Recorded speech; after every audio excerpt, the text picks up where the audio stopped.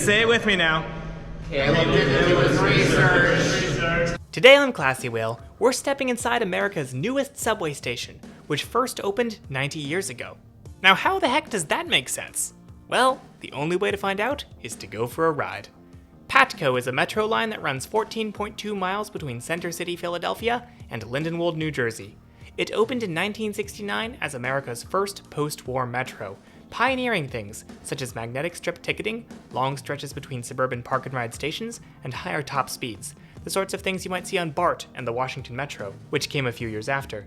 But in Philadelphia and Camden, its right-of-way is much older.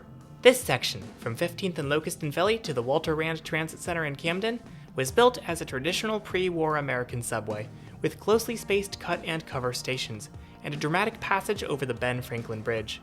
Before this section was PATCO, it was the creatively named Bridge Line, which opened in 1936 and initially featured just 4 stations. One of these, right before the bridge on the Pennsylvania side, was called Franklin Square, and almost nobody used it. With just 1.5% of Bridge Line passengers stopping there, Franklin Square was closed in 1939 after only 3 years of ridership. The station was opened briefly a couple times in the 50s and 60s, then had a grand reopening in 1976 for the US Bicentennial, complete with a fancy glass headhouse. This would only last another 3 years before the station was again closed in 1979. The headhouse was taken down in 1983. 4 decades after, passengers would see the old station pass by as they rode the train to and from New Jersey. But that was then, and this is now, and the area around the old station is more built up than it used to be. So as of this month, Franklin Square is back up and running as an active PATCO station, and I've gathered a group of subscribers to check it out. You guys excited? Yes! From Lindenwold, we fly west towards Center City, enjoying the views out the front. That is one classy whale. Why, thank you. This section of the line is newer, with a top speed of 65 miles per hour. But soon, we plunge into the old subway, surf the 2 underground stations in Camden, and speed onto the bridge over the Delaware. Welcome to Pennsylvania! Yay! Finally, I'm home again. Go birds! Go birds! Go birds! Then before we know it, Franklin Square. Oh, nice. we're arriving in the newest station in Philadelphia. The newest station, and the second newest station, and the third newest station in Philadelphia. Franklin Square. All right, here we go. Checking out the brand new station. This is my first time here. Many of you guys have been here before, so if there's something interesting that you'd like me to highlight, please let me know, because I kind of didn't do my research here. Say it with me now. Caleb didn't do his research. But here's the sign. Franklin Square. Got some original tile art, which is pretty cool. So what is the purpose of this giant wall of light? From an accessible standpoint, this map is actually real, so you can actually feel it and it has real. One of my favorite fun facts about these platform maps is that they used to have the original name of the river line, which was the Southern New Jersey Light Rail Transit System, or SNIDGLRTS for short, before they decided upon the river line name. So sadly, now that Franklin Square is open, all these have been replaced on every platform, and you can no longer see SNIDGLRTS on any of the maps. How is the weenie lean? It's alright. There's also these charge boxes that have 8-hole USB-A plugs. Are 8 people gonna be all crowding around here? I think there's like 4 of them in total in the station. 2 on one platform, 2 on the other. All right, Jeremiah's gonna test the charging thing. You have to lift the little door, which is just already a little bit of an accessibility hazard. And then the door just like closes on your cable. No charge. What? Let's see if it can charge my camera. It does not. Alright. So it's not an issue with the camera, it's an issue with the charger, because this cable also works. You'll note that this schedule says Saturday, because today is Saturday, and if you look at the train times, you'll note that the train we were supposed to be on doesn't exist. Okay, I get it. Would anyone like to demonstrate the information box? I left my glasses on the train, so I'm gonna try and get it when it comes back around. It's also worth noting that these buttons are teeny tiny, and if you have a motor disability, that makes it impossible or difficult to press them. The screen's not showing the next train to Lindenwold. It's blank right now. Because it just doesn't exist. Drum roll, please. No dice. No. Those are cracks. Looks like somebody just...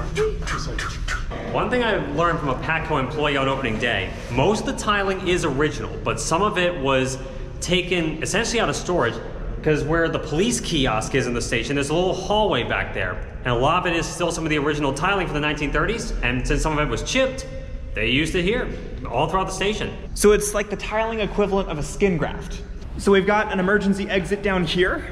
There is no emergency, so we are not exiting, but this, I believe, used to go to the original entrance. Weird observation, we passed just a certain spot on the platform that smelled like funnel cake. And apparently there's like a food stand? Yeah, there's a vent. I think we passed the vent right next to it. There's a vent right next to the food stand. Square burger, and we passed a little ventilation shaft. You can actually see it from the sidewalk, just adjacent to the stand as well. Leave it to the hungry transit fan to know that. Accessible ramps lead down to the platforms, with helpful fences at the bottom for safety. It is wild to think that when I started this channel 4 years ago, I rode on a train on this very same track and saw the station looking like this. A lot has changed since then, including almost 15,000 followers joining the Classy family, and if you'd like to be one of them, do consider subscribing. And it charges. Yeah.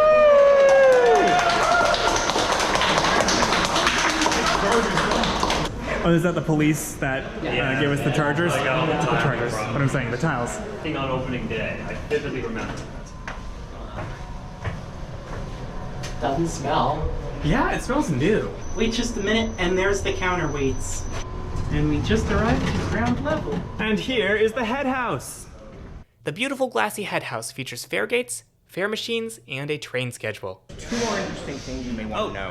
Two more interesting things I may want to know. One, there is a channel to take your bike up and down the stairs. And secondly, there are bike racks inside of fare control, which is something I've never seen before. Oh, there's more chargers up here. And it works. It works. Woo! Over here is the magnificent entrance. I love this sort of approach with the PATCO logo and stuff. I just wish the escalator was working. There's a passageway going down to the inbound trains. And we have a little bit of a history mural over here. And then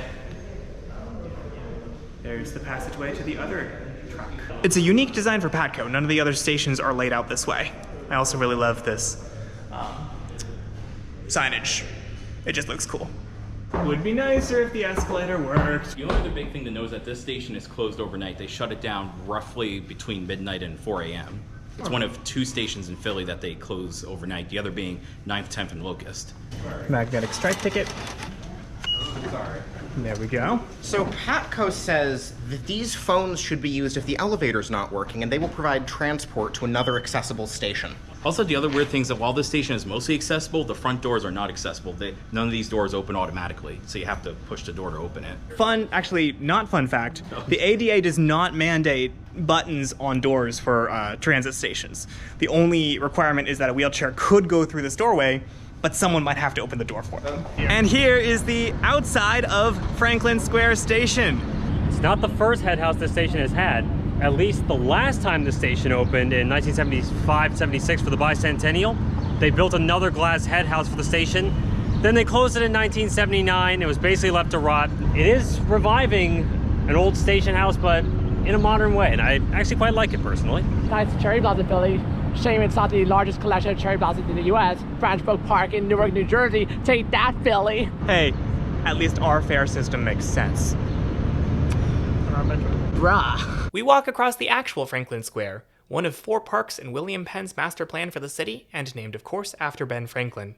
You can feel when a train is approaching standing here from all the air being pushed through the vents. It's physics. So then over here, we have the emergency exit. Have you guys ever seen an emergency exit this fancy? You think with all the effort they put into the emergency exit that they would actually be for revenue service, not just for emergency. Also, this is apparently bird-proof glass. This is bird-resistant glass. The birds will not fly into this. Let's see if you can see anything down the staircase.